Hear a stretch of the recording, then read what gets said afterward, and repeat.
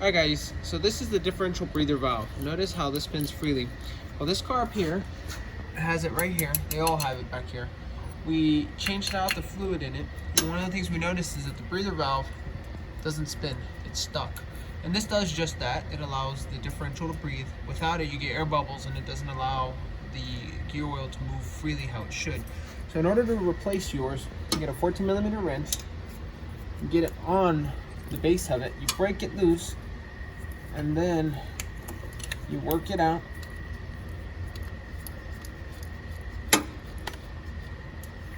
Once you get your old one that's not spinning, that's stuck, you get your new one, slide it in,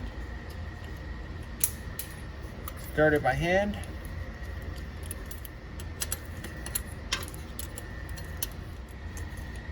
There you go. Make sure it's just nice and snug, not over tightened. Don't strip anything. And now you have a functional breather, allowing everything to move around how it should. Hope this helps.